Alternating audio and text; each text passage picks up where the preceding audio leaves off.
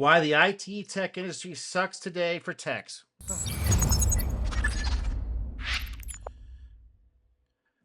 Hello, I'm Chris Nance. I'm a KMP developer, tech support. Yeah, we talk about that every time. They're coming out. They said they would. They're going to fix it. Today, I'm going to be responding to. Let me make my little video bigger over here. Let me do some text behind the scenes work here. Okay, so Tall Paul Tech. I previewed this. I was like, oh, okay, this guy looks like he's been around for a while. I'm speaking my language, so let's go ahead and listen in on what he has to say. I'm gonna speed this up a little bit. So let's do 1.5. Look what I got here, a couple of batteries. Now what could I use these for? Donkey Kong, made in 1982. Nothing like the old school. I had one of those. Here it is. They're fun for about 10 minutes. Perfect. One of the big things that's changed about the IT industry over the years is that originally the people who were in the IT industry were the real nerds, the ones who had this hobby and passion for that sort of thing with tech, and they became the IT industry basically. And then what happened was over a number of years, a lot of finances became involved, it was big business, big money, and then a lot of people saw that there's money in it. Well, it was always big money, but it started to go niche down, right? So the computer industry has always been super expensive. It's always been military or big business, whatever. But it started to niche down. So that's where the money came in, right? Is when we start going from niche business operations, which are very high cost, to lower cost but more wider band with the microcomputer, the wider band acceptance of this stuff. That's when we started to see nerds like take off big time because we could get access to hardware, and that's a lot to do with Steve Wozniak. Let's be real honest. IT industry, and they wanted a piece of that pie. So they weren't necessarily into technology like the real nerds. They just said, oh, here's a career path that pays lots. I'll find a way into that. And now Right. it's been diluted with a lot of people who aren't even technical and not really into it at all. True. They're just in it for the money. If all the money dried up, would they still be in the IT industry? I mean, money's always been important. Money drives all these things. It's technology, right? So it has to get money somewhere. So yeah, it's always been part of it. And nerds have always been kind of a separate breed because we've not only have time to look at this stuff, we have money to do it too.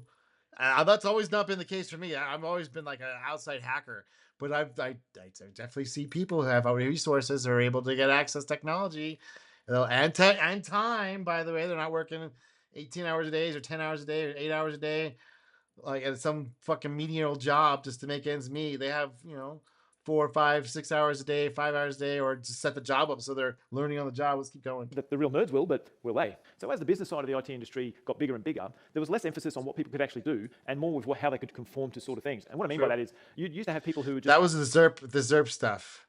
And also the boom of I think the first time I really sensed this was like, okay, these aren't really nerd people anymore. This is like people that want to like see this as a way to make a lot of money and to like scam and to move up in the world, move their position up in the world, whether financially or through business or through politics, whatever. Was during the 2000s .com boom craze. Like I was into computers since I was a little kid, so I've seen this growing up since the 70s. Like my first computers in the 70s, so as a little kid, and I've seen this whole thing like go through, and people come along like, who are these people? Why are they here? It's like, oh, it's money. It's like, what about the tech? They're like, I don't give a fuck about the tech. I don't want to hear about how to do this better. I want to know how to use PowerPoint. I don't want to program the damn thing. I want to know how to make a PowerPoint so I can do sales. I was like, don't you want to learn the technology, the fonts, and the rasters? It's like, no, I don't. I just want to do sales. I'm like, oh, okay. We've turned the corner here. Let's keep going. no technology, that know a lot of things, that know a lot of... I saw that at a company called Silicon Beach Software I worked at when I was just still in college, and I was doing tech support there, and that I was teaching we teach the classes on I show people how to do stuff, programming, whatever, and they had this thing with PowerPoint, and I was like, the class is totally full of all the marketing and sales people, and I was like, why? And my classes weren't. I was doing like graphics and image processing, and I was like showing a couple other people in the company, and then but the PowerPoint, which is just graphics, right? Oh, that's a separate thing. So the company got acquired by Aldus, and this PowerPoint thing became really a big deal. And I was like, what's going on here? It's like, oh, it was this thing. I was like, because I was super nerdy about this stuff. Let's keep going. Protocols. Now I'm going to speak primarily as a network engineer, but that's relevant for other parts of IT as well, where these days, people would value a vendor certification rather than underlying knowledge. So let's say you know a lot of Well, protocols, at one you know, point, SNMP, when they were pushing people through hardcore fast, this is just a bare minimum just to get a warm body in there. They can figure it out later whether they're appropriate or not, and just to get a body count because we're trying to capitalize our company. And unless we have a body count of people, we're not going to get the next round of funding. It was all that's driven, not driven by like practical purposes, like, oh my God, the workload's so hard. Where it's like, no, no, it was this other thing going on. Like, I didn't figure this out till it was just recently. Like, why are all these people floating in here? It's like, oh, they're doing venture capital stuff. So they're doing major sales. And then to make these deals go through, they have to have warm bodies in there to make it look like they're actually doing something. So let's keep going. P, but anything P, something protocol usually. Or you can have a vendor cert. Now, compare that to, let's say, a mechanic. You've got old mate who's been playing with engines his whole life. He knows everything there is about engines because he's that way. That's what he knows. And compare that to Well, someone who I works. was also trained and interest and looked into things and putting time behind the wrench. It's not like some of these IT guys have never done anything else, never worked a different job, they've only done the computer shit. They assume it's like the same thing in other industries. It's like, no, man. A lot of times, becoming a mechanic is not someone's first choice. Busting knuckles on engines, that's not, I mean, some people are into it, but a lot of people did this the best thing they could find that they could do for the money. That wasn't being around dickheads. It was a different kind of dickhead, right? We got the sales dickhead doing the techno babble, and we have the sales, the service manager giving him heat because he's taking too long on the engine reinstall. I mean, like, different kind of heat, right? Let's keep going. At a dealership sort of mechanic service department. They'll know their specific thing about this type of car, but the guy who's a general mechanic, he knows how they work. So he might not have touched that car, but he knows how engines think. That's what it's like for me as a network engineer. So I know networks. I might not have got a certification in that vendor, but I know how things work. So it would take me 5 seconds to figure that out. But if you've got someone who's just got a vendor cert and did the little course and did the tick in the box for what that certification requires so he can be on their team, they don't have the knowledge generally, quite often. They just don't have the knowledge to adapt to other systems. Right. And that's the real shame, which takes away from the real hobbyists who we just want to know how things work. We're not really into vendor certs. It's a total different, But what happens totally different mindset because the people are, look, man, people gotta do jobs out here, and the economy is not supporting all these. There's no factory jobs, man. Those are gone. So we have to do these so-called bullshit jobs. We have to keep the economy going with this fiat currency. What is this? This is news. It's like, why are you passing it over like these people? Like, we have other choices to go to. Like, there's some magical other place where it's not going to be paying good jobs that we haven't heard about. Come on, man. go wrong? Well, when it really needs something out of the ordinary, you go, who's the guy who really knows something? Yeah, he knows. you bring in the contractors. Yeah, that aren't doing bullshit jobs. They're out there putting their strings out where they have to provide and do value. They bring in the. Let's keep going. We'll go to him because he'll get it done. Now, what happens then is whenever there's a problem, you always go to the same guy. He'll end up leaving. And what happens is you get companies where the best people leave. If you're really good, you don't stay around. If you're smart, yes, this is not some sort of socialist dream. This is a hyper financialized economy that if you don't do that, you're a fool.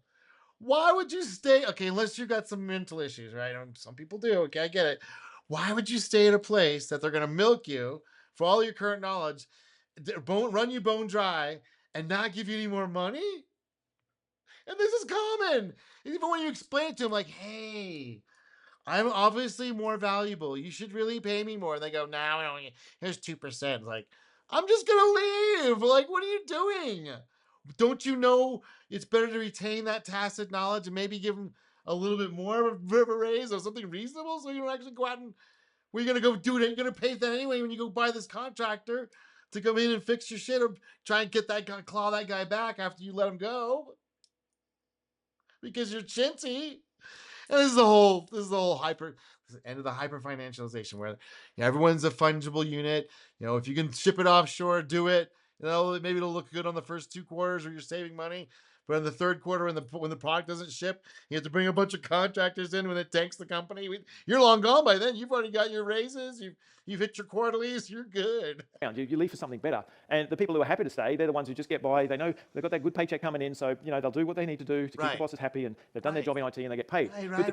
Because this is what you think everyone that's coming into tech are gonna could be these hobbyists? We were there when nobody else was there. That's very unusual. And he's like, no, that's what should be the norm. It's like, well, when we were there, yes, it was the norm. When the crowd comes in that were kicked out of the factories. There's no other opportunities. There's nothing else growing. I don't you. If you are you saying there's an alternative that's growing huge, and at that time, like right now, there's this things tech is in a down cycle, so the blue collar stuff is coming back. But there's so many people that go out there and change toilets and lay up drywall and frame. They're going to want to do that, especially if you flood the nation with a bunch of people who will do it for free almost, and will live in a freaking shack with 16 other people. So it's like, okay, where's this magical place, sir, that we're supposed to go? That is an alternative that these people should be going to, Mr. Hobbyist. Really brilliant ones who are in this industry, they'll leave. I mean, Absolutely. If you don't, you're stupid. I know we both remember a time when it was a golden age. All the nerds are there. Everyone's cool. Everyone's getting into it. But that changed. That changed, and it goes through phases too. So when it's in high, we're gonna have a whole bunch of people flooding in that don't really know what they're talking about and just get enough to get by. Which, hey man, if you don't, you have to learn. That's a skill. Bullshitting enough to know to get through the thing, to do the thing. That's our society now. They're not fooling anybody. That's how things work. See, this is the thing. These hyper nerdy, like super, which I'm part of this group, but I'm a little older, so I've had a little bit more time to take those all in and see the ground of how these things are all put together after being totally in these funnels, being like, why are there people that care about sales more than the tech? It's all because people. What do you where do you want to go to? brilliant. But I was in a high-paid job at a big enterprise, and I left to start my own company because I had bigger and better things to do. Right. And the ones who stay aren't the ones who have that drive. That they don't have Correct. that faith in themselves. They don't. Otherwise, they'd do something better. What you're expecting, this is like a normal. No, we were the weirdos that would go do that stuff. Like I did that. I went off, like I saw I was like the best in the thing, and they didn't want to pay me. I was like, I gotta go, guys. I can't just leave the money on the table. I know this is like the thing's hot, so it's like compensate me or let me just go do it. I'm gonna go do it. I'm gonna do it for you or do it for me. Like what and make it worth my while. So when I go do it for go through all the bullshit of doing it on my own, make it worth my while. They're like, no, we don't think it's worth it. It's like, okay, well, bye. What do you expect? Loyalty? with is all these people are just happy to take the money from the IT industry, but they don't really deliver the results. So what do you need to Correct. get into the IT industry these days? Yes. Well, if you look at a job ad, it'll often say things like people skills and teamwork, and you've got to have the right fit and feels. All these soft skills are taking precedence over technical skills. Right. And what you'll have, Well, that phase, that's the phase we just went through, but that's not always going to be the phase. But that's also just common, like corporation, corporate thing. Well, so that once we over financialized the thing, and then we took it was coming from the commands were coming from Wall Street, not the consumer, not the end user, was coming from this investment thing. Oh, all that other stuff went out the window. Yes, you better be on the team. You better be a good team player. You better be super positive and say, yes, we're going places and all that stuff because we're trying to pull off a scam. We need people on board 100% to make the scam work. Because if you're not 100%, if you're seeing what we're going through, if you're not on board, if you're not playing with the team, if you're not coming to all the drinks and after hours and patting the man back and doing everything you have to do and pulling all nighters, knowing that this is ridiculous.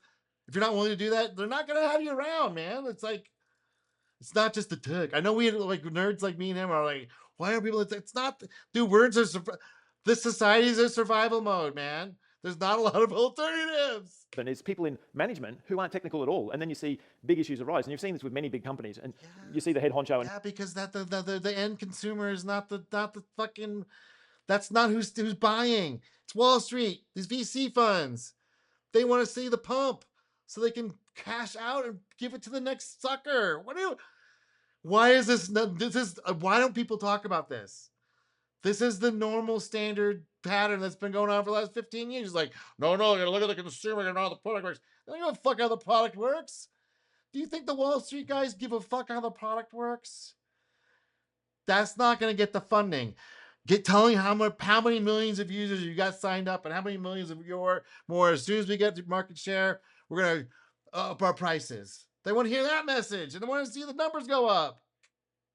Come on, man. Who is it? It's someone who's not technical at all, and they're trying to lead technical people. When the technical Yeah, people feel frustrated that yeah, they're not getting listened to the technical side of things because yeah. someone wants it done for this strategy something, they're Right. going to leave. And what happens then? Correct. That's true. That is exactly what happens. You've got another vacuum of people where you're just going to have to hire more people. And Yeah, if so many people are leaving, there's a big.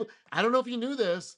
There's a lot of people in the world, and they're all desperate. And they will get on board with this program. They will see the scam and understand. Okay, we're doing scams right now, so get on board, man.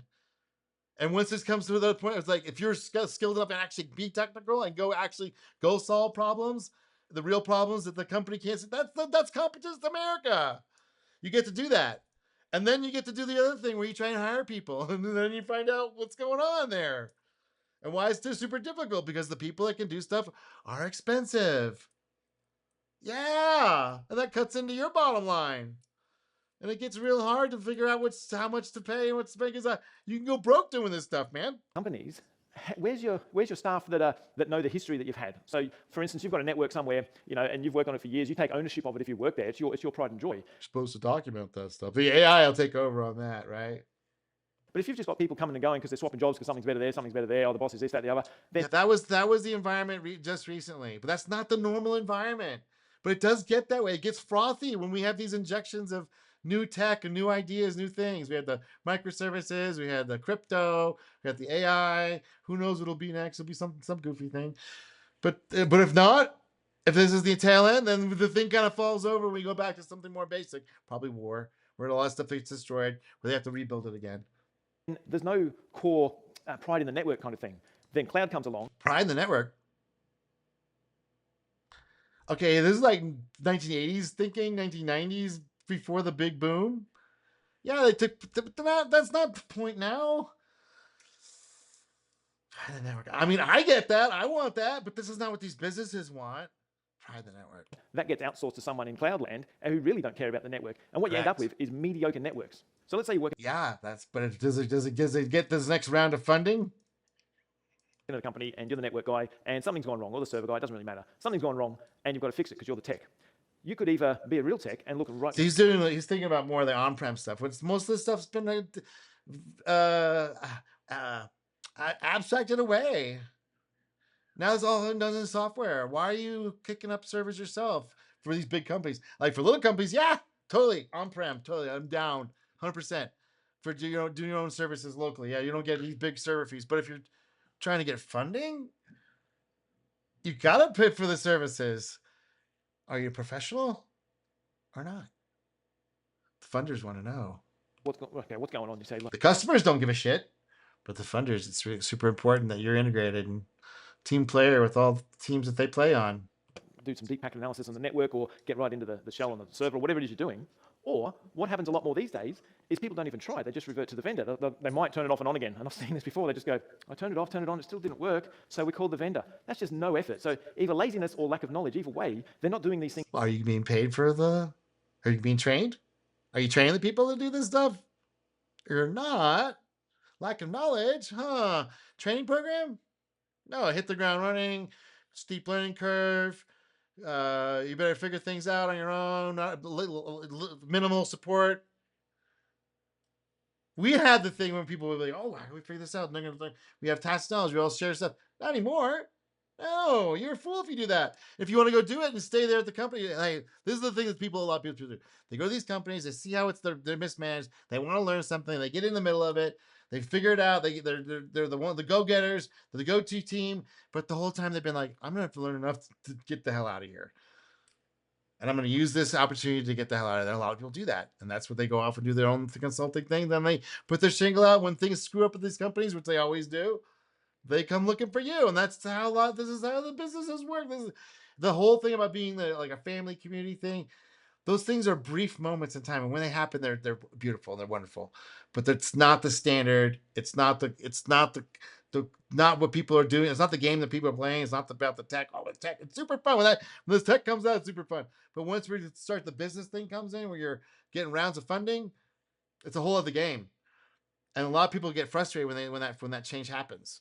I understand it because I'm a tech guy. I love the but like people that aren't into they're like, no, we're doing this other thing called scamming.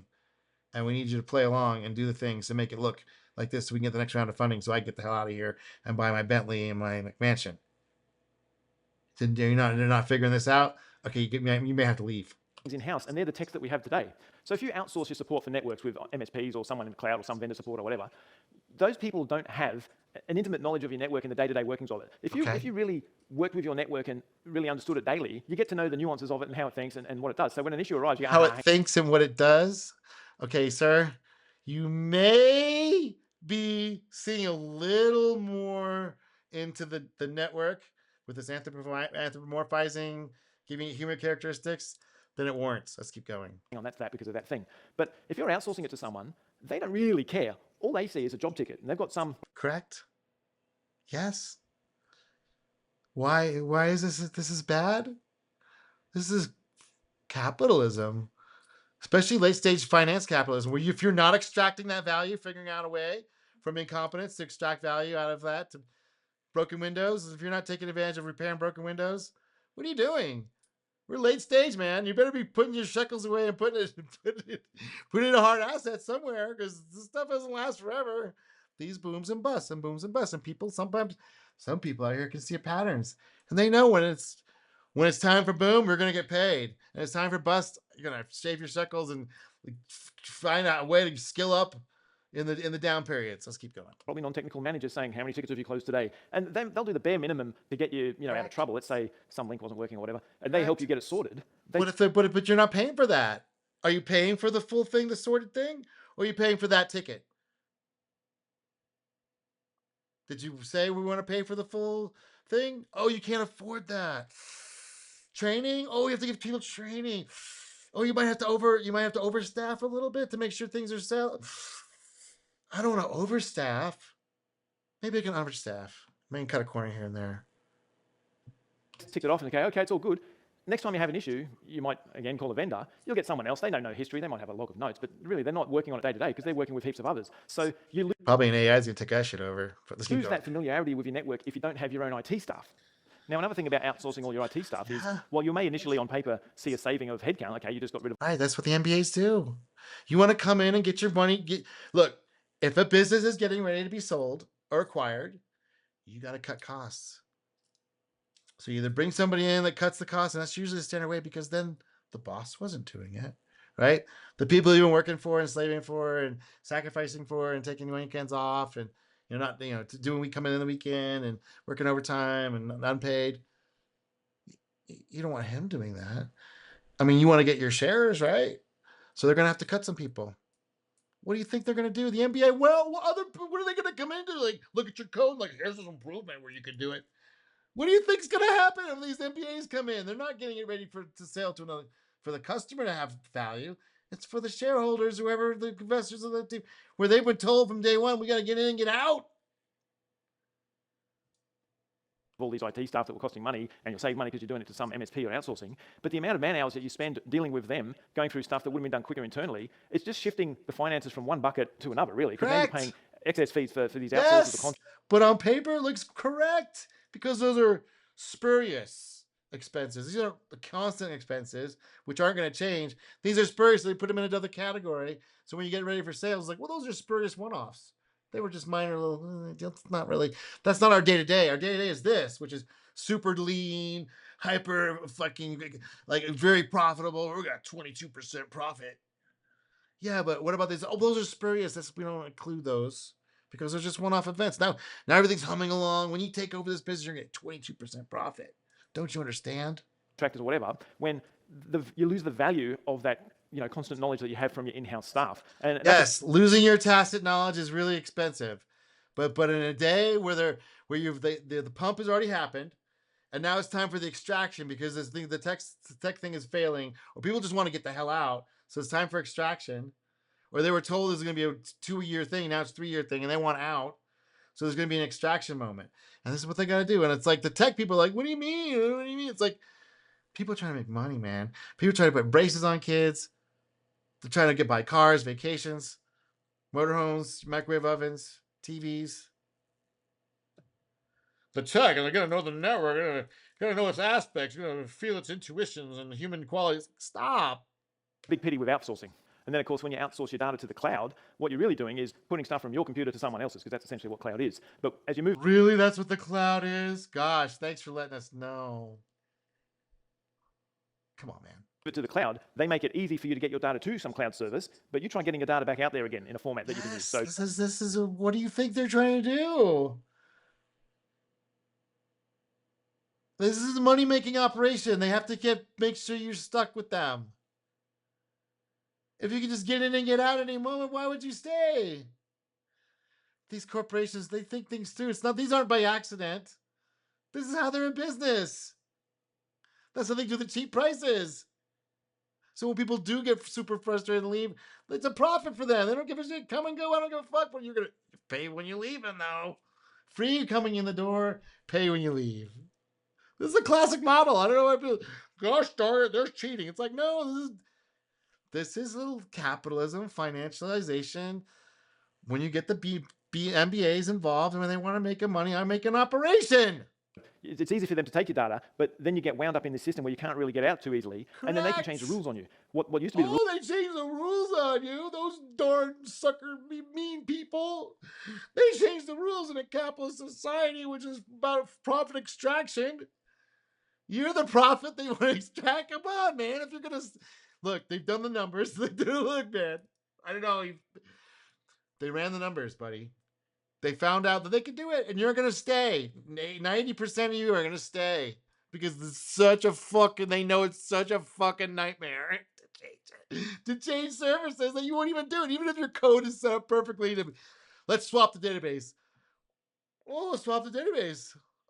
That's not as easy as you say. Oh no, we got an interface on it. It's like, all right. rules is now different. So now the price has gone higher, or the responses time is longer, or there's less staff to work on it, or this server is now in this place, or something. It's out of your hands. It's like being a renter as opposed to a homeowner. So if you have your data, Yeah. Well, homeownership's expensive, buddy. Renting is cheaper. Are you going to be in? Could you even? Can you be in business as a homeowner? Maybe you can't. Wouldn't you rather have that money in your pocket, renting instead of their pocket, or somebody else's pocket with a home ownership where you're all the expensive? You have to deal with all the details. Why don't you do it yourself? Oh, it's kind of expensive. you can do what you want with it. It's yours. It's not dependent on anyone. But if you're outsourcing it to the cloud, you're now renting it off them, which doesn't make sense. I agree. And another For thing, small projects, you better keep it in house. Keep your expenses low until you find a funder. But once the funding starts, it's off to the races with these games. You think you're gonna avoid it? We used to. Well, the thing is, before we did all these things with the cloud, right? We were avoiding it because we had our own on-prem stuff. But people looked at numbers and are like, "Holy shit! How often does this thing go down? No, it's humming really long, humming along well. Well, why do we have 6 people doing this thing if everything just kind of works? Well, we gotta do. What if it goes down? We gotta make sure it comes back up again. But your uptime is 99.99999%. So the MBA guy goes, we could probably take a few of the people out if it's up that good. You can see the thinking. He's like, the network, the human qualities. there is you're in this cookie cutter model where there's no room to improvise, to make something unique to you, to make a Yeah, solution. that's expensive, man. You might make a mistake. You might fuck it up. I don't want the mechanic that I've hired who works for Mercedes, who's been through the training. I assume he's been through the training programs. And if he's not, I can bring his back to make sure they pay for it, right? Yeah, I want him to fix it. I don't want him to improvise. I want him just to do it. And that's the thing when the NBA comes, this is how everything in the world is set up this way. Somebody else, I pay them, they fix it, and they give it back to me. But except for IT is this other thing. It's like this amorphous, like, well, how do you want to do it? What do you want to approach? How do you want to approach it? Blah, blah, blah. And once all those decisions are made and the thing's humming along, well, what's left?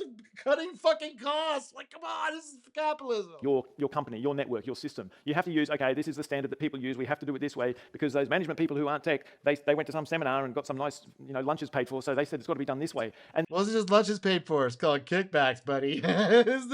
We're doing business in capitalism, man. You better believe there's been some wheels greased at sales meetings. And the thing about he's a little too, what's the word? It's below him to go to these sales meetings because he can go to the sales meetings. You can have your own company. You can do it all perfect, right? But you still have to sign for these services at some point. Are you going to be going to the strip club doing the stripper off the snow up, blow off the stripper's ass while you sign the paperwork? The cloud service is over. Are you going to Are you going to do that? Or are you going to send someone else? Come on, man. This is capitalism. Capitalism, especially this late stage financialized stuff. You better believe sales are happening. It doesn't necessarily fit your organization, but Oh you've just got yeah. to do what everyone else is doing. And what that does also is it makes Well, you you might have to if you're in the funding operation cycle of the Wall Street, which is the only, I don't know if I've ever heard of anybody else that's doing the funding. You private equity, maybe, but those guys are all hooked in the Wall Street too. So how do you think you're gonna get away with this stuff? You can do a small operation, just fund it yourself, bootstrap it, run it as a lifestyle business. Then you can do whatever. You don't think you'd hire all 16 people on the staff of IT when your uptime is 99.9999999%. But you're flipping the bills and you're hired 6 people, you probably get rid of 3. You're not going to think that way? Really? expendable because they can get someone else who knows the same phone number to ring up because that's essentially all they're doing at that point. Now, in the days of old, you used to have software that you'd own. You'd buy it, or it might even be open source and free. Even if you bought it, you had it and you owned it. But nowadays, I a lot mean, but did you really own it? You own that version. But if it's update the next one, you're going to have to buy that one too. So which is a little cheaper or maybe more expensive, depending what you're getting, what you're using. They had shareware. They had alternative versions back then too. You didn't have to use the commercial off the grade stuff. They usually had a shittier off the shelf shareware thing if you wanted to limp along with that. But if you're trying to make money and get things done, that's not the cost center. That's not the cost center, man. It's the people knowing how to make this stuff useful enough to make money off them. Put $1 in to them, you get $3 out. If you're not doing math like that, you're not going to be in business long. of that's being put as a service, software as a service, and you have to pay for things that you don't necessarily need or want. And a problem with that is Yeah. software gets bloated because it has to look flashy and pretty. Okay, so people go, oh, this has got all. No, I mean, it also has to not just flashy and pretty. Money making. Look, man. A lot of these people don't get into doing these businesses. All this bullshit you have to do, HR, fucking sales, marketing, all this little bullshit. People get into it because they want to make money. They want to make money and they get out. And this is what these companies, this is what they're based on, is making money, man. Not, and the tech is cool to a point until it's time to make profits. And then that takes second place. These features, we need all that when you use like 10% of them. So you don't get custom software that you can use and own. You've instead got to keep paying. Now, one example of that is a switch. Like if you buy a switch, a network switch, it should be able to do all the things that it can do, like its switching functions. But you know damn well, a lot of times you have to pay some extra license just to have some feature, which is absurd. Yeah. And then No, it's not. No, it's not. It's called a sales funnel. It's called sunk cost. It's called, we better make money if we're going to expand, because if we're not expanding, we're dying. In America, businesses, if they're not growing, they are dying until they get publicly funded, and then they can go up and down a little bit. But even then, they're always going to be going up. So yeah, if you're not, come on, man. not only that, with cloud-based stuff, you've got to pay that recurring. You've got to just keep paying and paying. So that, Not all of them. There's alternative services, almost everything, but it takes a little more time, effort, skill, and you have to trust that it's going to be just as good as the thing you're giving up. It takes time, takes effort, takes concentration, expertise, detail work. So you can either pay for it with time on yourself, or you can just trust the other person to do it and run it off on your bottom line. He doesn't. I don't know if he was like intentionally not seeing this other side, doesn't know this other side. Maybe he's just a tech guy. I haven't looked. This is my first thing on his channel, but I've seen it from both sides. that pisses a lot of people off. It really does. You know it does. Oh, does it? As a Linux user myself, Does it piss them off enough to stop paying for it? Because I'm pretty sure the MPIs have figured that out. It's like, yeah, it pisses people off, but they still buy it. Or they understand, like, look, man, this is how things work, and they just write it off on their bottom line. Just charge their customer, whoever's buying their stuff that they're making, pass it off to them, and just keep going. And don't worry about it. one of the core features of Linux, Unix, and all that is there's lots of small programs to do a specific task, and then you can join them up to create whatever you need. So you don't have one program that you have to pay some exorbitant fee for that does all these things. You just get, okay, this is a small program, it does this. Right, but then what are you trading there? You're not just getting little free little programs. your time, your energy, your effort, your attention. That's already been done with somebody else who's probably thought these things through way further than you have because there are people using them instead of doing little one-off little things. And what happens is the people that take these little one-off little things and put it into a big thing, then they sell it to people is because they don't want to. People don't want to go through the little things like me and you do, who are developers who fucking love this shit. Well, love it. Useful to get things done in capitalism. Corporation, we're giving value to somebody else who's paying for it more than what I paid for it, so I can keep going. Thing. This one does this. This is this. I can pipe it to that. You can make the system to be how you want, and that's what I like. But if you've never known that, then you've come to accept that okay, software is what some vendor produces. And the problem with that is, how would they not? Okay, how would they never know that? Maybe they're not interested. Maybe they got something else they're trying to do. Maybe they just want to sell their paintings on the internet. They don't care how the store, web backend, HTTP server, MongoDB. They don't give a fuck. They want to give somebody a URL. They can go get copies of their pet dog paintings. This is the thing that a lot of like nerds like most people aren't just, they're trying to do something else, man. Most people are not tech. They don't want to learn all the tech shit, and it changes every 5 seconds anyway. So how would you even keep up? Even like I want to do dog painting, so I make a website. Yeah, but that was 1991 tech. It's like you got to do 2016 tech. It's like why? It's worked back then just fine. All I want is this web page, a shopping cart, blah blah blah. Most people just want that. Why that wasn't built into the damn thing a long time ago? I don't know. Because we keep because we're on the escalator. Get on the escalator, man. This is capitalism society that's based on fiat money. Like you got to get on the escalator, doing business, making sales. you have to wait for them to produce something that hopefully targets what you need it to do. So you lose that freedom of building your system the way it should be for your. Oh, time is money, man. That all takes time, energy to look into all that stuff. What do you think people are gonna just like sitting around? Like they want to scroll Facebook, they want to go out and drink and have fun and party and play with their kids. They don't want to run. Like, what's this Unix little program do? We're gonna make it do. I can filter the columns and things. No. Specific scenario. Now, another aspect of that is if you buy something today that does some feature, and let's say it's connected to the cloud because everyone wants to own your stuff, it doesn't do you any favors. If you Everybody wants to own your stuff. Meaning they want to extract rent from you. Isn't that what you're going to want to do at some point with all this stuff, man?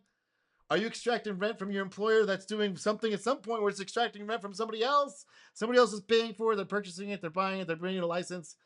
So they're paying for it somewhere, whether it's over time or a one-time fee, whatever. People, yes, we're making money on the internet. What the fuck, man? buy a product that does this and it needs some cloud connectivity to operate, they can change the rules on you. What did work today might not work tomorrow because you might have to sign something. Do you know that's real for almost all kinds of shit that's happening in technology? All kinds of machines, all kinds of services. Polaroid. Remember you used to have those little shops that would develop your film. Can't get that anymore. Well, you think it's like we moved on, man. Welcome to capitalism. Something else, you might have to pay something else. They might decommission a server and you've got a product that can't be used anymore. That's the way it goes. Did you know this stuff? Well, you know landfills are filled with all the old tech. Still there. But it's worthless because we don't do that anymore in that way. All the CD players, all the fucking boom boxes, all the TVs. Landfills completely brim full of all that junk. Why? Because it's a better way to do it. It's capitalism moving on. It's new, bigger, newer, better, freaking faster. Gosh darn it, they changed the rules and that's no longer available. Well, yeah. And? Well, that sucks. Like, okay. Do an antique shop, man. Do an antique tech shop. Let's see how well that goes. That's what I mean by ownership. You don't own it. If you can't control it for its future, then you don't own it. As simple as that. Now, keep a copy of it, fuckface. Big reluctance in businesses to avoid open source software. And the way I see it is the psychology of the managers is such that if something costs more, it must be better. And that's not true. Sometimes it is. Sometimes it's true. If it wasn't sometimes true, then people are just real stupid. Is that you're saying? People are just real dumb. Maybe there's a reason why it's expensive. Is because they actually have somebody behind there that's actually going to take care of it and it's going to cost extra after they've done the low price low ball people. After the low ball creatures, somebody's like mopping out there. Maids it happens doing a mop fest. With open source, by definition, you can see the source of what that thing's made of. And just knowing Yes, okay, you. But do you think the guy that's doing the sales is going to go look at the fucking source code? how something's built doesn't make it less secure. It's quite the opposite, actually, because you can see how it's actually constructed. So if I told you there's some cryptographic... Maybe. I mean, what's to be seen? Seems like there's a lot of security problems on the internet with open source or closed source. Doesn't matter. It's like, this thing's not meant to be secure anyway, so calm down. Algorithm, and here's exactly how it works. We do this, we do that, we do that, and now you've got your encrypted data, for instance, right? If you know that the exact mechanics of how that's created, it doesn't mean you can just decrypt it at all. It just means if there that's exception. That's one exception that we can point to, but there's all kinds of other shit. It's like, dude, it's just not secure. Let's keep going. is a problem in the algorithm, people can go, hang on a minute, that might be a bit of a weakness there, let's address that. But if something's closed source, you've really got to trust the manufacturer. And you know, every manufacturer always says, if they fuck up too much, they're out of business, right? Not everybody's going to win. There's no 100% in any of this crap. You can have the most perfect thing and just, realize the echelon system has been active since the 1980s, monitoring everything. So what is actually secure? What do you mean by that? we're safe and secure, because that's what they say. That's all they can say. But you've got to blindly trust them because you can't see what's inside. It's basically just a black box, okay? They say, yep, our stuff's safe, our server's safe, trust us. Or you could do other external circumstances. Are getting breached all the time? Are people talking about the don't sucky company? They shouldn't trust them. Okay, well then you have to do the extra steps, right? Wasn't the like when we grew up, you could kind of trust things, but even then we were getting screwed over because people said there was trusted brands, and then other ones that were like, who's this? Well, the reason why there was because people. Look, man, the scamming didn't start with the internet. They're the ones who get hacked because there's vulnerabilities, but the general public can't inspect how these systems are made. So all we got to do is... Is that what okay, do you want to go to your local bank and inspect all the code just to make sure? It's like, no, man. This is just the risk, man. This is closed source, open source. You could say do you think all the consumers are going to look into all this stuff and register? It's like, come on, man. It's impossible. Just keep going. Why trust them and pay for that? This doesn't make any sense to me. Now, another... Because if you want the fucking all the secure stuff, you pay for it. But it's too expensive. It's too pricey. You could hire a team of people to go do all this stuff for you. You got a customer that compete, pay for that team of people in times 3 so you can make a profit so you can keep the thing going and go for the future. You can't. Oh. The thing on that is a lot of vendor equipment like access points and switches and that are based on open source technologies. For instance, you've got access servers that are based on FreeRadius. You've got access points that are based on host APD. These are all open source projects. Yeah. So they're stealing basically, they're not reinventing the wheel. They're not making anything new. They're just repackaging open source stuff anyway. Yes, and then but they're for a business, but what are you going to do?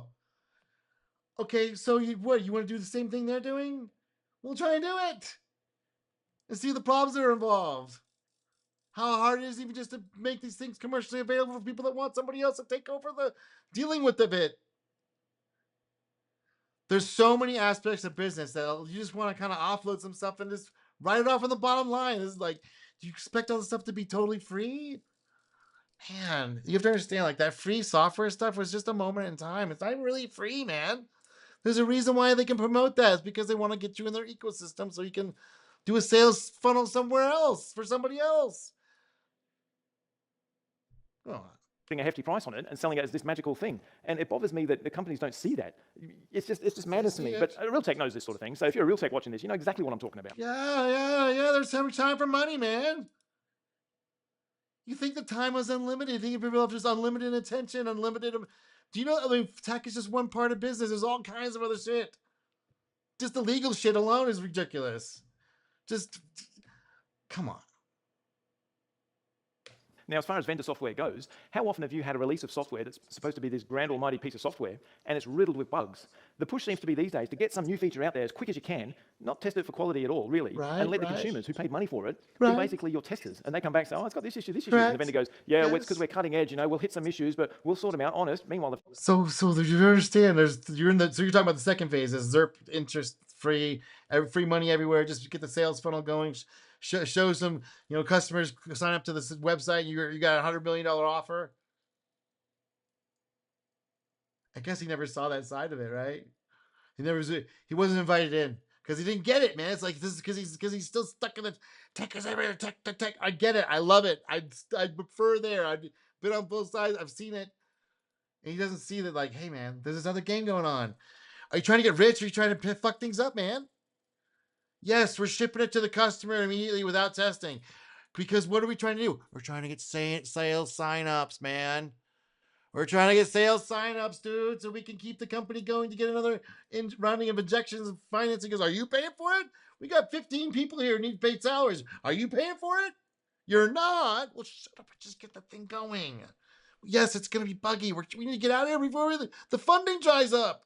Don't you want to make $1 million? What the hell's wrong with you? Dude, but he wasn't invited because he's like, the tech needs to be tested down and stamped down and before we do anything to anybody, and it's going to be 100% bug free. It's like, we're out of business, buddy. By that time, we were out of business because the finance guys were like, hey, man, the guys upstairs are saying you need to show some, it's KPI of 2.6 before we can do this deal, and you got 2.3. What are you going to do? You're going to get the 2.6. Otherwise, you disappear. Come on, man. Why are people talking this way? Especially the tech nerds are like, why are you 100% bug free tested and code for the customer? They're crashing and we're getting bug reports. Good. That means people are signing up and they're using and trying our stuff. That means the marketing department succeeded. That's a success. Get it, man? You don't get it? Okay, let's keep going. taking your money. So there's no real pride in their work, and it just brings the whole industry Oh, standard it's down. pride. There's pride in the work, man. And then there's planned obsolescence. Now, I've got Yes. We have to do the sales.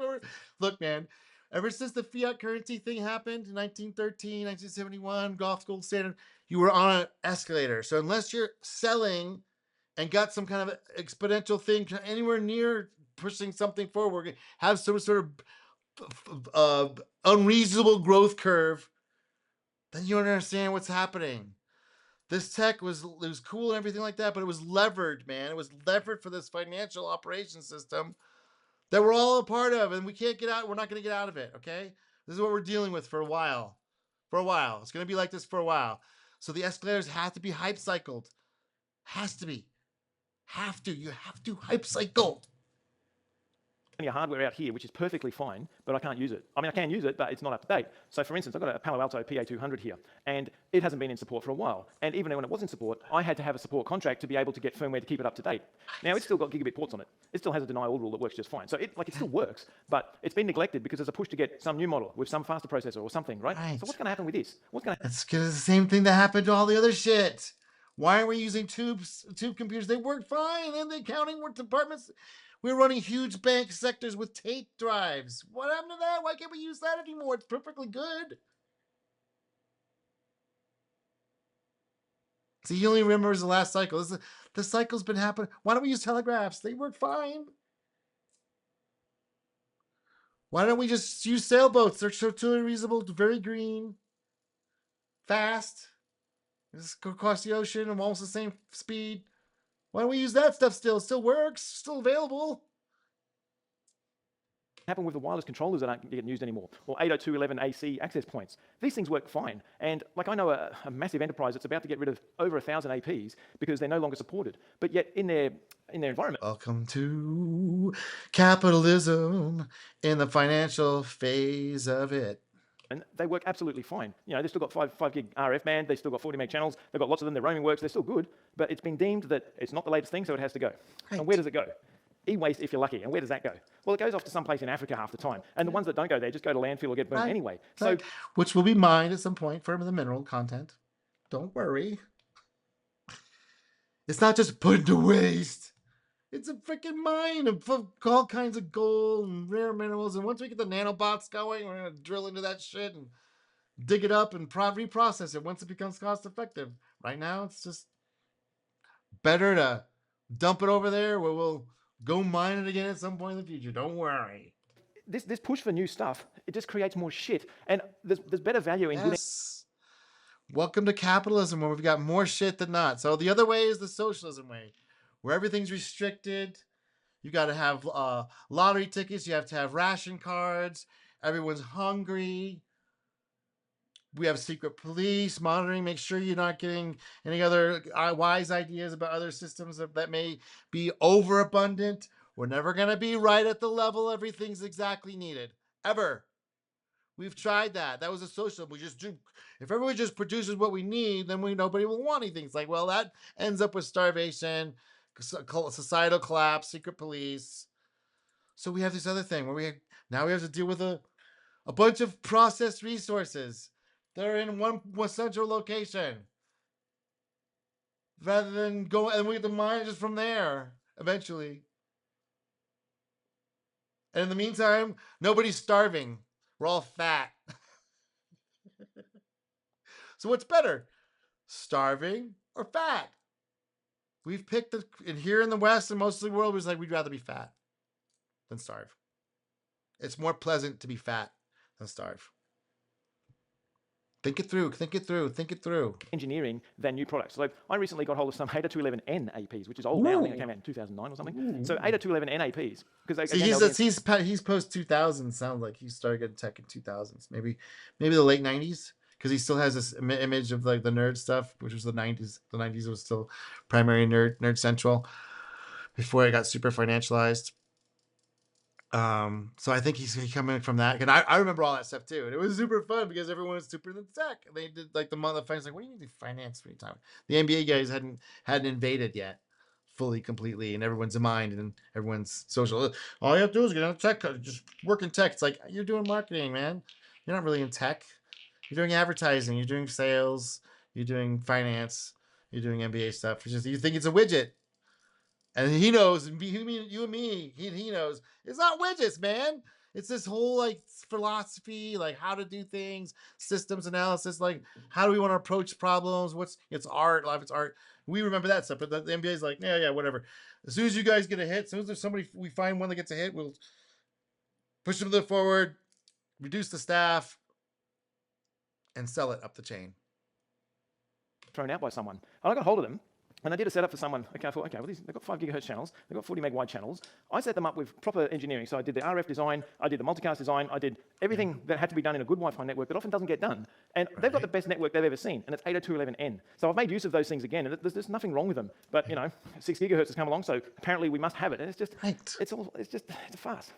Now, who's in And charge of it's this? not really. This is called capitalism. The reason we got the 5 gigahertz was because the 2.4 gigahertz was plenty good enough, but we needed the next thing. And the 2.4 gigahertz was a 1200 baud or 2400 baud or 56K baud modem. And before that, it was like 300 baud. Before that, it was TTY, 150 baud. Before that, it was teletype, where you had to go drive down to the place and we're shipping tapes around by FedEx, by car. It's a farce.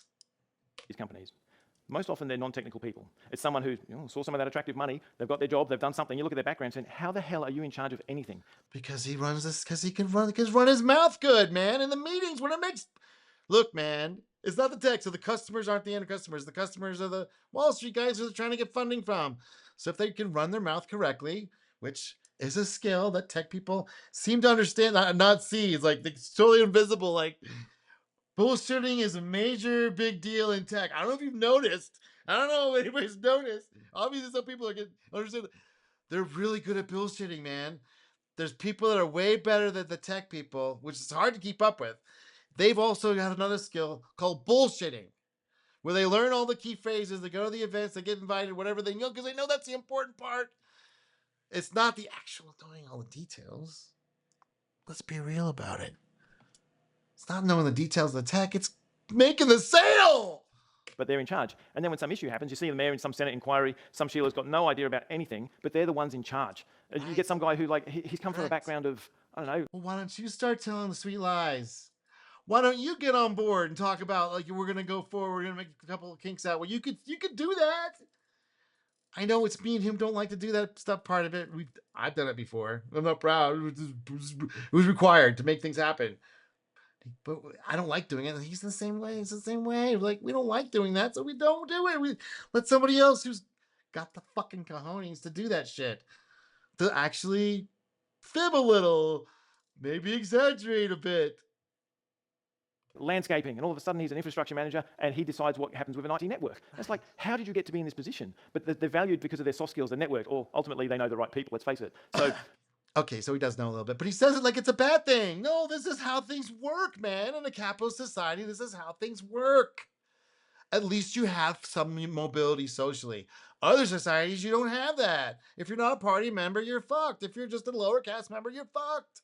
At least in America and the West, we have this egalitarian idea where everybody can move up. But how do they move up? Look, man, they're not going to go read the techno manuals. They're not going to look on the techno manuals like we are. They're not going to do it. as a tech, you just get frustrated with being given direction of what to do by these people who are directionless. I had a recent example where Get used to it in the financialization phase of the capitalist society, where tech is leveraged as the latest greatest thing that's going to give us exponential growth until the next thing happens. And when that next thing happens, you don't have to worry about the people because it'll just be nerds again. Because we can move on to the next thing. someone was telling me their firewall got knocked back, they were upgrading their firewalls, and some manager who's not technical said, oh, we don't like these firewalls because they can do deep packet inspection and you might see something. It's like, what's the fucking whole idea of a firewall? If a firewall doesn't do that, what does? This is where we are. So along with all of this, you lose that. You could lie a little. You get on the winning team and maybe exaggerate a bit and hope for the best that it actually works out, and that some of the stuff can be patched up and done well and better, faster, cheaper. And if not, you're down with the other 90% that failed. Close-knit group, because you've got the best people leaving, you've got the ones who are still there, don't know anything, and the ones, when they try to do something, all they do is call the vendor anyway. So who's actually in the IT industry anymore? You've got the old techs who have all left, you've got the young ones who don't know anything. Contractors, people doing contracting that don't want to. Come on, let them cook. Do is call the vendor anyway. So who's actually in the IT industry anymore? You've got the old techs who have all left, you've got the young ones who don't know anything being led by people who aren't techs at all. That's the IT industry. Now this might come as a surprise to some people, but I don't have a uni degree. Okay, I've been in this industry for decades. Okay, I've been in it for a long time, I've been around, I know some stuff. But a few years, about 10 years or so ago, I thought, you know what, I might do a degree. Not because I needed one, but I thought, I need to get out the house a bit. I had a bit of spare time. Could meet some people at uni who are into the same kind of things. This is what I thought. And because of my age and experience, they said, okay, we'll just say you've got a degree. You can do this grad cert, and then you can do a master's. I was like, okay, I'm going. So I went to uni, and it was not at all what I expected. I don't know what I expected. Oh, it's not. Oh, you think, the financialization got involved with the university system? Shocker. You didn't go look into it at all? You didn't see all the people screaming about how ridiculous these universities have become? You didn't look into it at all? That's on you, buddy. And in this class, it was basically, there was this Arabic lot over there talking to themselves, and there was this Chinese lot over there talking to themselves, and me. And I'm like, okay, no one's talking to me because they're all talking to themselves. And I thought, okay, I'll have a look at this course. And they had this PhD, apparently, this instructor, and it was just pathetic. It was just a couple of slides that were inaccurate, they were out of date. And the moment that really got to me was when he said, DHCP isn't an essential network service. I thought, right, this explains why I've had to retrain people who come out of unis. So anyway. Yeah, same thing. Not keeping up with current events, the financialization phase of the university. So the university got financialized. You have to pay back your student loans, right? You can't discharge them in bankruptcy. So once they did that, they could charge whatever they wanted. Because so what are you going to do? Not go to try and get into the society without a degree? Where they all require it, master's preferred, just to get into these companies. Well, you're going to do whatever you can and get that to get your way through. You think some people are going to maybe cheat because there's no alternative? You make it seem like there's this alternative out here. Like there's another way to get these degrees and get these credentials so you can get a decent job, so you can have the survival wage, not a subsistence wage. Like there's subsistence, which is your dollars in, dollars out. You're at the end of the month, you're at zero or negative. You're having a credit as subsistence. You're having to go to food banks, stuff like that. So survival is like you're doing just above that. And most people, that's what. If you don't have a degree, you're going to be down there. So what are you going to do? You're going to do everything in your power. And bullshitting works. In sales, bullshitting works. I was looking at this, and then there was one girl actually. She had finished her master's, I think, and she was having trouble getting a job. She goes, I can't get a job because people want experience. I haven't got that. I've got a master's. I volunteered for this stuff like they said was going to help, but I can't get a job. And she said, how did you get a job? Like she wasn't ever going with me, but she's just trying to understand, like, I was like level 3 tech for a global company. And she's like, how the hell did you do this when you don't have a degree at all? And I've got this, how do I get in? And I said, right, what are you doing tonight? And she goes, okay, tonight I'm going to meet with some friends, we're having some drinks, we're doing some stuff. I said, right, I'm going to be sitting at a computer doing something nerdy. What are you doing tomorrow night? And she got where I was going with this. Okay, she's spending all her spare time doing other stuff because she's one of the people who just wanted to be in the industry because there's money there. And that's most people. And the university doesn't tell them how to do all that stuff because they wouldn't be asking you. They would already know. It'd be like, oh yeah, I gotta really make this my thing. If I want it to be my thing, I gotta make it my thing. But that's not. But they also have heard like you don't have to do that. They see the TikToks of the girls. Here's my girl at work. I got a latte and oh, I got my pedicure done. I got a little thing at work to do the pedicure. Oh, I answered a couple emails. Oh, look at me. So all I do is copy the requirements into the AI tool that makes the email for me. Oh, look at me. I'm going shoe shopping. And oh, look at they have a. I'm gonna go out to our lattes for dinner. It's like, what is the message being sent there? You don't think millions of people look at that stuff and go, hell yeah, goofing off all day, just consuming, not really doing a lot of hard stuff. Like every day is exactly the same as the other day. I don't have to think. I can still hang out with my friends and goof off. But I want to learn about the LAN router and the DHCP protocol as being a social network tool. And I'm going to go find that out. Like, that's what we did because we were super into it because we're goofy nerds. Like, you didn't even get a degree. Like, I didn't have a degree for a long time. I was doing computer stuff for a long time. My first engineering, I didn't have a degree. I'm not sure. But so, let's keep going. Whereas my training has basically been since I was a kid. I was doing this shit since Right, Commodore me 620. too. So I didn't start off doing. Me too. So you understand, like that's the tech industry isn't about that stuff, or it maybe was at one point, and it's now not. It's all this financial stuff, looking good, sticking up to your boss, being a team player, making it look good, but it doesn't actually have to be good.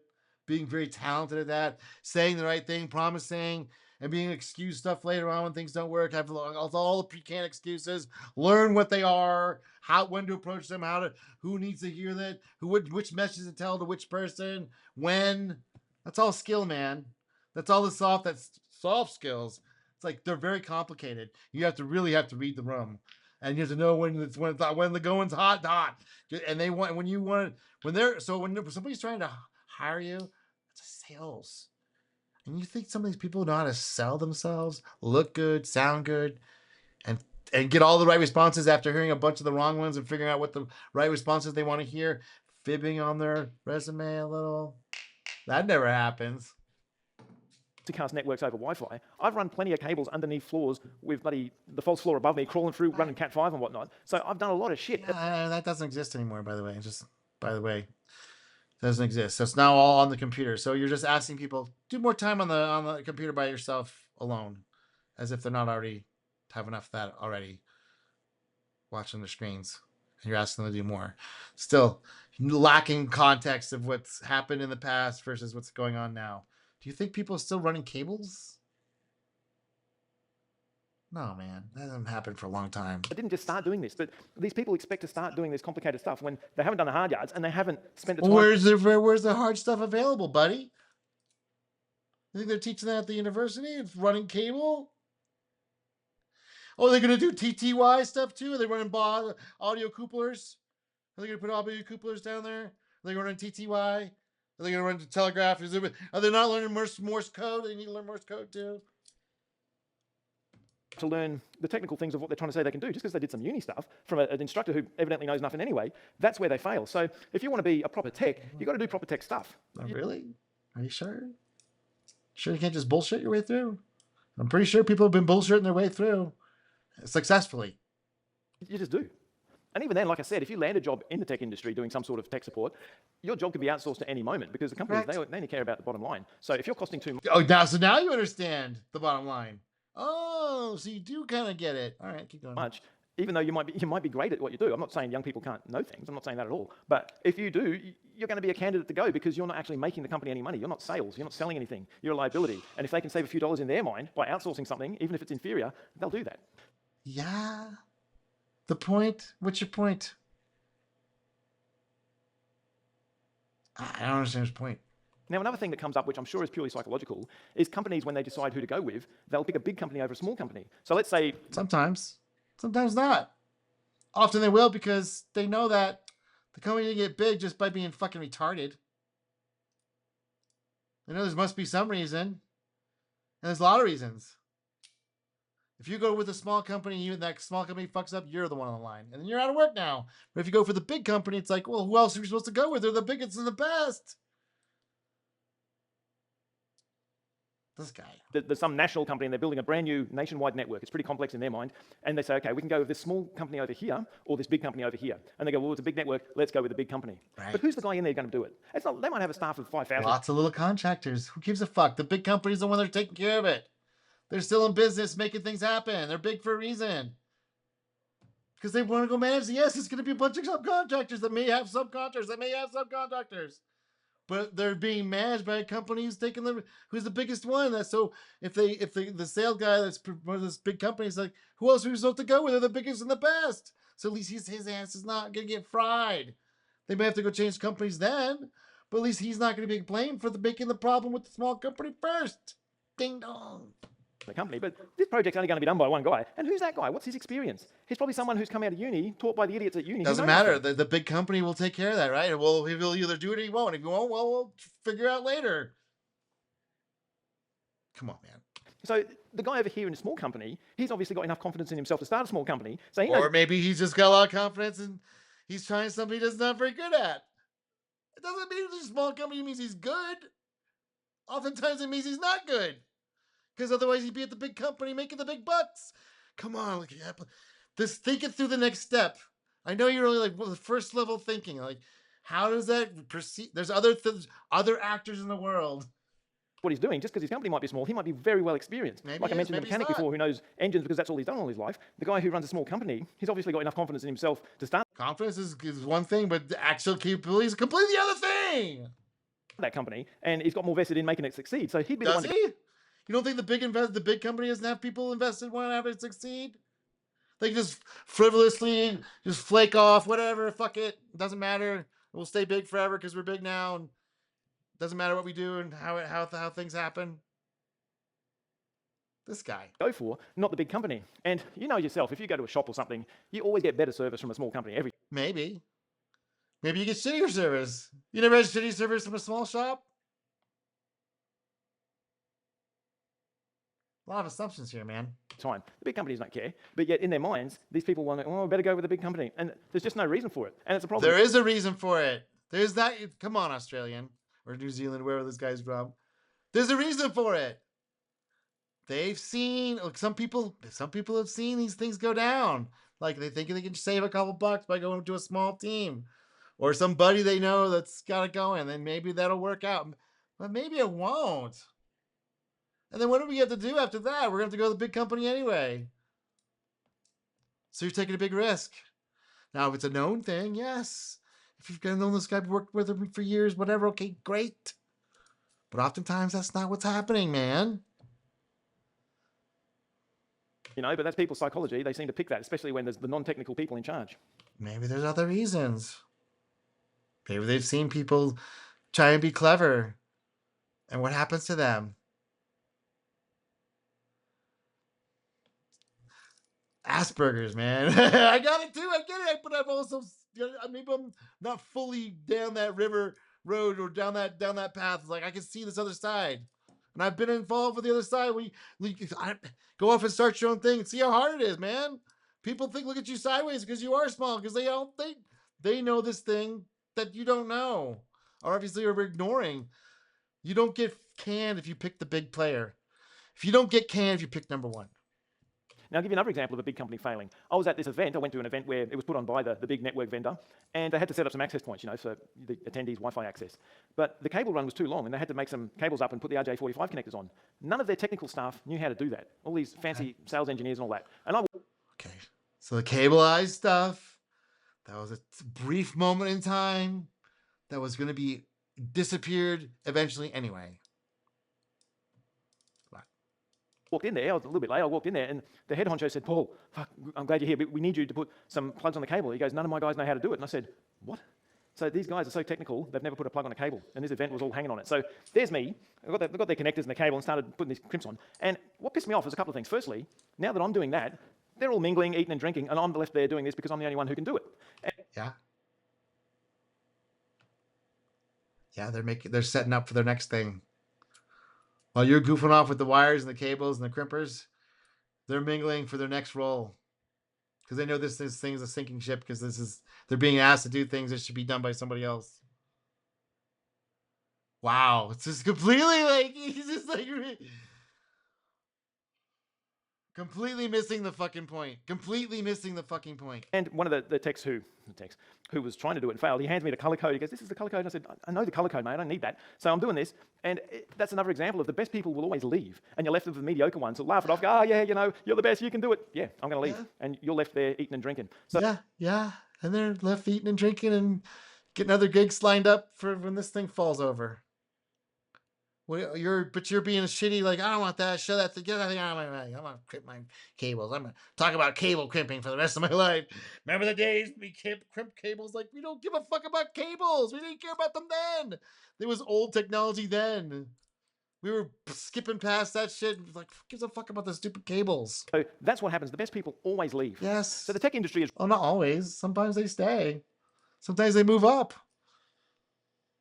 Sometimes they know when their butter's been spread nicely. really changed. I think these days, more than ever, it's all about sales. I mean, there's always Yes, but it's always about sales. The companies that did make it about sales, they quickly went out of business when people didn't make it about sales. You trying to separate tech from sales? Buddy, in a fiat currency environment? I don't have, I was just like, what do you mean? You want to do tech without sales? You think you can do tech without it? Is that what you're thinking? Like back in 1745 when you telegraphs? You invented the telegraph? No sales were involved? Oh, really? Before that, there wasn't the flags transmission that wasn't used for sales? No, you don't know the history of it? Oh, you don't know the history of sales and networks? Wow. Maybe you should look into it. There's been sales involved, of course, and especially a sales guy will tell you that. But the tech interest, if you're into tech, the tech industry may not actually be for you. I'm sad to say that because I'm a tech and I'm in the tech industry. What else am I going to do? But if you're just complain about it, not going to sales, realize you're in a sales funnel, but your whole thing's about sales. Networks, you better believe they're about sales, buddy. Come on, man. starting out, if you're in it for the money and you're not that technical, I think the tech industry is great for you. But if you're into tech properly, you will just get frustrated. I know you will. No, you just accept this part of it. If we didn't have that part, it wouldn't be existing. It's like, I want to have a nuclear bomb that doesn't kill anybody. I want to threaten people with a nuclear bomb and bomb them, but not kill anybody. It's like, dude, I want to have all the power and threat of having a nuclear weapon without actually being able to kill. Nobody dies, but they're all scared, just like they would be dying, but they don't die. Weird, man. So it brings me back to Donkey Kong, made in 1982. It still works absolutely perfectly today. Yeah, and do you play it every night? Is your favorite toy, favorite thing that's ever been? Or did you move on? You play that. This is a nice little new novelty of a time gone. You played with it maybe, 20 minutes when you first got it? Maximum of 1 hour. Max. And you pick it up as a little novelty item of a day gone past. I get it. Nostalgia's nice. I get it. I don't have to pay rent for it. There's no planned obsolescence. It still works. Nothing's broken about this, even though it's 43 years old now. So it's just, this is proper tech. Back when this came out. Is it proper tech? We got TTY terminals. Why aren't we using those still? Those things still work. They're still operational. People pull them out. They hook them up to the internet. You can run Unix on them. Why don't you want to use that with the paper and the ink and the at 300 baud or 150 baud? Why don't you just use that? It's perfectly good. It works great. Why don't you use it up on your computer right now? Why don't you watch YouTube on it? Each frame gets hammered out. You have a ream of paper, you rub just for a 10-minute video. It was beautiful tech. You could own it, and that was that. So yeah, I you wanna can own my it. You can tech. have all the printout. Will be all there of that YouTube video. You just watched. You got to three rolls of ink. Run the movie. why at South home here, Korea. I've got OpenSense for my router, which is open source. It works absolutely brilliantly. It's simple, it's not bloated, it Is just it? does what it's supposed to do. Is it? My camera system uses Frigate, which is Right, but somebody did pay for that, right? Just because it's open source and you got it for free, somebody did pay for that. Somebody took their time, effort, energy, even though they may not put money on it. They could have been doing something else, and they did decided to do it with that. And you take it's just free. It's like, no, no, it's not just free, man. Somebody paid for that. You didn't pay for it, but someone did. You like that. That's something you like. Okay.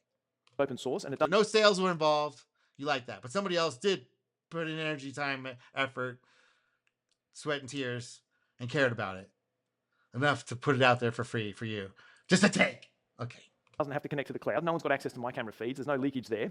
And for Are the you machine sure? learning part of it, which they all call an AI, which is just machine learning, which is basically linear algebra, I can do that locally here with this little TPU chip that I've got. So Okay. I own For that. now, for that current tech. But what about the next thing when it's got semi-human reasoning and needs a whole CPU data center someplace else? You're just gonna, I'm not going to use that. What this thing could, it could actually be a home assistant for you, and you're not going. You're just going, oh, that's sales, dirty sales. The fucking sales away from me. And I'm a big fan of owning your technology, which is good technology. Yeah, There's nothing right. But what does owning it mean? Owning what? Okay, so yeah, you get to own a dishwasher, but like if you want to make a hotel, there's gonna be staff, people running around doing all stuff. Like yes, you can have the dishwasher be your little washer thing, but still if it breaks, you're gonna have to get parts. That's a parts network, and you have to know how to do it. That means you're gonna have to have a YouTube video or go talk to sales. Oh, so look at all these sales happening. bad about it. But that's not what it's about. If you're going into this industry today, just be aware that it's not based on purely technical stuff anymore. Right? It's all about sales. It's all about Well, wait. I didn't want to reiterate this part of it because he's probably never looked into where these networks come from. But those flag networks that the telegraphs came out of, in France where they had these flags, a series of flags every 10 kilometers or 5 kilometers on the hilltops, they would do the sending messages. They used that to make sales. Yeah, they would transmit the prices of things, and they would also transmit when something was happening, and they were used for doing scams as well. And that was the first network, artificial digital network that was based on flags of semaphores. And he doesn't realize that all these networks have been used for sales from the beginning. And he wants to separate the two out. He wants his flag folders and flag wavers and the flag towers to be separated from sales in his mind when they were created for that purpose. saying that stuff's useless. Here's some buzzwords. You need this one now. This is the new greatest thing. Get this, spend money on this, rent this, give your control to someone else. That's the IT industry. So that's why a lot of people have got the shits with it. And I can't see that changing, to be honest, because money drives everything. So where you can. Okay, so you do know money drives everything. So what are you saying, dude? You want tech without money in it? We can go back to 1890s. I mean, they got butter churners. They got what? Cotton gin to get the seeds out. Go back to that, I guess. Get your technology that you own. Like this camera, I own it, and it doesn't send it to anyone else. Are you sure? What happens if it breaks? Oh, you have to go get some more sales to get the part, to get the thing fixed, blah, blah, blah, blah. So can you fix it yourself with your stuff with your bare hands? You can't. Oh. My piano works. Things that you can own. That's where you want. What happens to so who made your piano? Why do you think that piano was made? Was it made so someone could maybe? No, it was made to be sold. The people who have the pianos already got the music. They want your money for their instrument. What you do with it after that, they don't give a French. Sales, man. Without sales, you wouldn't have the piano. Ever think about that? If we didn't have this sales mechanism going, do you think people would actually spend the time and effort to give away a piano after making it? You know how much skill it takes to make a piano? How many people that have all these really esoteric, strange skills that are not being transmitted along? It's very specialized. And they're just gonna give them away? Strange. So if you're just heading into this industry, good luck. There is good money in it, but True, there's good money in it. But let's be realistic about what it is. just be aware it may not be what you think it is. But what you think it is maybe it is what some people think it is. Maybe I know what it is. I've given some insights here. All right. Yeah, that's about it. I'll talk to you later.